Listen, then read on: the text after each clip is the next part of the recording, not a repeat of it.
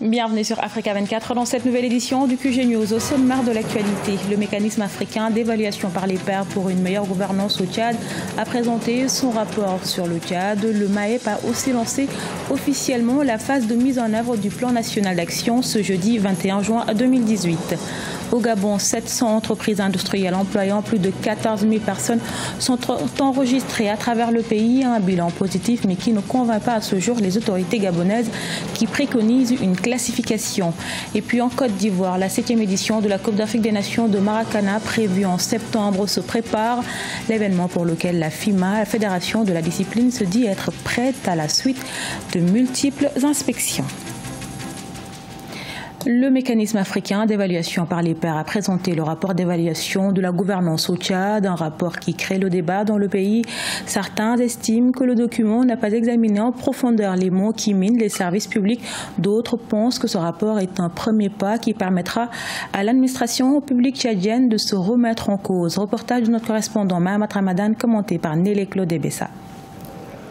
Le rapport du mécanisme africain d'évaluation par les pairs, MAEP, sur le Tchad, publié ce 22 juin 2018, suscite des réactions au niveau national. Selon certains acteurs, si le rapport a su relever les problèmes dont souffre le pays dans tous les domaines, il n'a pas proposé des solutions concrètes pour y remédier. Ils estiment que le rapport du MAEP aurait dû mettre chaque acteur du service public devant ses responsabilités. Mettre l'accent sur ce qui ne va pas en proposant des solutions.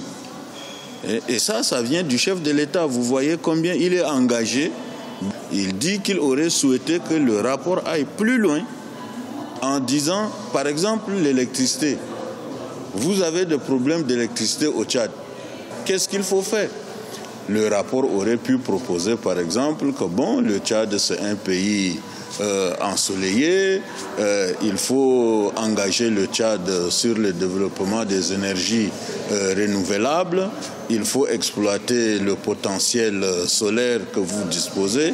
Pour certains observateurs, ce rapport publié par le MAEP est un document d'auto-évaluation de la gouvernance au Tchad par les Tchadiens. Toutes les couches socio-professionnelles ont été directement impliquées ou consultées et leurs souhaits ont été formulés en guise de recommandations à l'endroit des autorités. Ces enquêtes sur le terrain ont été précédées par ce qu'on appelle une large campagne d'information et de sensibilisation sur le MAEP, sur toute l'étendue du territoire. La Commission nationale de gouvernance et appuyée par le secrétariat national a sillonné donc toutes les 23 régions et dans chaque région il a été fait ce qu'on appelle une campagne d'information et de sensibilisation sur le MAEP qui regroupait à la fois les représentants de l'administration publique, les représentants du secteur privé et les représentants des organisations de la société civile. Ça signifie un rapport où les Tchadiens donnent leur perception dans les différents domaines thématiques, gouvernance politique et démocratique, gouvernance économique, gouvernance des entreprises et développement socio-économique à large assise. Le rapport d'auto-évaluation de MAEP sur le Tchad sera soumis au prochain forum des chefs d'État et de gouvernement pour son approbation définitive. Par ailleurs, la phase de la mise en œuvre du plan national d'action du MAEP Tchad pour le suivi de l'exécution des recommandations a été lancée par les autorités. La politique d'industrialisation du Gabon qui s'appuie sur l'interdiction d'exportation des matières premières non transformées semble porter des fruits. Ceci au regard d'un bilan dressé par certains instituts publics. Environ 700 entreprises industrielles sont enregistrées dans le pays, un chiffre excessif selon les autorités qui visent à établir un fichier du nombre exact des entreprises véritablement industrielles implantées au Gabon. Corinne Kamsefem.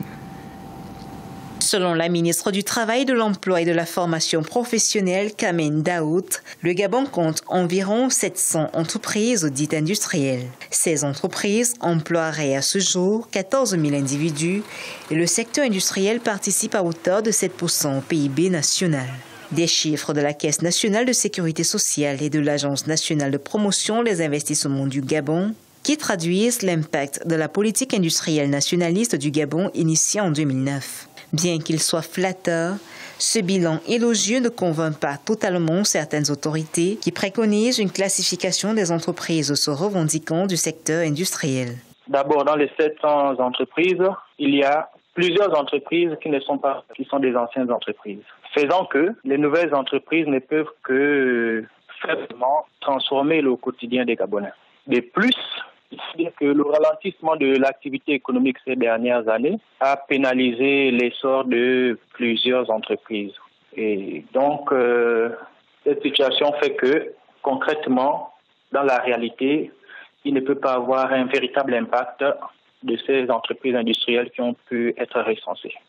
La politique du développement industriel du Gabon, en œuvre depuis une dizaine d'années, encourage le développement industriel local par l'interdiction d'exportation des matières premières non transformées. Elle prévoit la création de 325 000 emplois à l'horizon 2025 et la mise sur pied de 13 000 petites et moyennes entreprises qui pourraient favoriser le développement de l'entrepreneuriat gabonais. Cette politique a commencé à porter ses fruits. Il suffit de se référer ne serait-ce qu'à la filière bois, qui est capable aujourd'hui de transformer près de 2,5 millions de mètres cubes contre 1,2 million en 2010.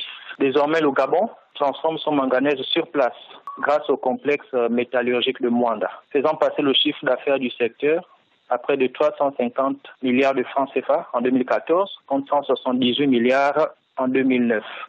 La mise en œuvre du Gabon industriel devrait consacrer la transition de l'économie gabonaise d'un pays essentiellement exportateur de pétrole vers une économie diversifiée et durable. Cette politique industrielle a pour ambition de contribuer à bâtir à l'horizon 2025 10 pôles économiques repartis sur l'ensemble du pays, donc 5 à vocation agricole et forêt-bois, 3 pôles miniers autour du manganèse, du fer et de l'or et 2 pôles diversifiés.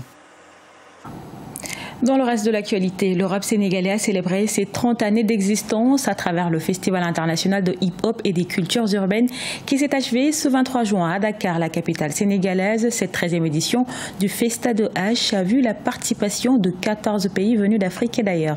Retour sur cet événement avec notre correspondant à Dakar, Elhadji Ndiaye. Le Festival international du hip-hop et des cultures urbaines a pris fin samedi 23 juin 2018 à la Maison de la Culture d'Outasek de Dakar. Pour cette édition 2018, un hommage est rendu au mouvement hip-hop sénégalais qui célèbre durant l'année ses 30 ans d'existence.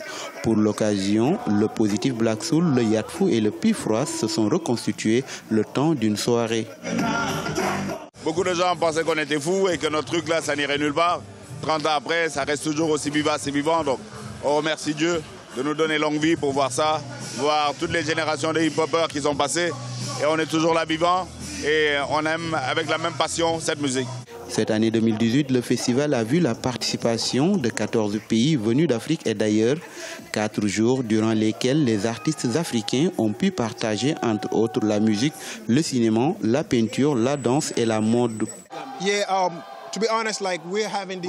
Honnêtement, nous voulons que ce genre de festival puisse se tenir aussi en Gambie, parce que c'est une très belle initiative. Pour moi, c'est un rêve qui s'est réalisé aujourd'hui. On va venir faire le show, partager avec le hip-hop Galsen. En tant que Mauritanien, Collaboration for Life. L'idée des organisateurs de ce festival consiste à poser les fondations d'un moment de rencontre dédié au hip-hop africain avec pour objectif la promotion et le développement de la nouvelle génération des cultures urbaines africaines. On a de bons artistes, il suffit de les accompagner professionnellement pour qu'ils puissent rayonner sur la scène internationale. Et ça personne ne le fera à notre place. L'idée, c'est de créer une synergie entre les pays africains et que voilà, ce qu'on fait ici puisse se voir ailleurs au Mali, en Mauritanie, au Maroc, en Gambie et que les Sénégalais puissent voir ce qui se passe aussi dans ces pays-là. Aujourd'hui, la nouvelle scène hip-hop africaine est en pleine ébullition et ce festival dénommé Festa de H se veut donc une plateforme d'échange et de rencontre des artistes hip-hop africains influencés par les cultures africaines. À la page du sport, pays hôte de la 7e Coupe d'Afrique des Nations de Maracana, la Côte d'Ivoire se prépare à accueillir l'événement.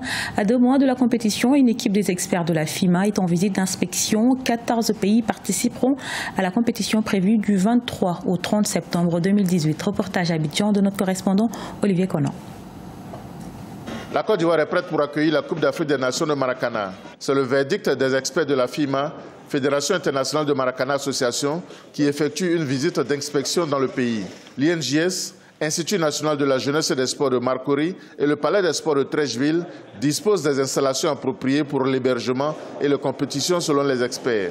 À l'INJS, je suis resté quand même stupéfait de voir cet établissement.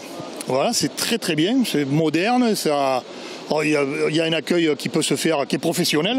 Voilà, même on a visité les cuisines, on a visité le centre médical, tout est parfait. Voilà. Après, les sites de compétition, que ce soit ici, le Palais des Sports ou la salle à côté, je ne vois pas ce qu'on peut désirer de mieux que ça. Les installations sont aux normes et je pense qu'on pourra faire les compétitions sans aucune difficulté. La compétition était prévue accueillir 24 équipes de 12 pays, mais la demande étant forte, ce sont 14 pays qui seront présents à la CAN. Le comité d'organisation continue de recevoir des demandes de participation. Nous sommes en train de lutter pour qu'on ne dépasse pas cela, parce que 14 nations qui participent au niveau des 2 catégories, seniors et désormais super seniors, c'est énorme. 28 équipes nationales, ce n'est pas simple. Et je me demande si on aura le budget pour, parce que déjà, le gouvernement a fait sa part de chemin. Il nous reste à convaincre des partenaires privés de nous accompagner. La Coupe d'Afrique des Nations de Maracana est prévue du 23 au 30 septembre 2018. La Côte d'Ivoire est championne en titre chez les seniors et super seniors. A noter que des pays invités, comme la France et le Canada, vont participer au grand rendez-vous du Maracana, en plus des pays africains.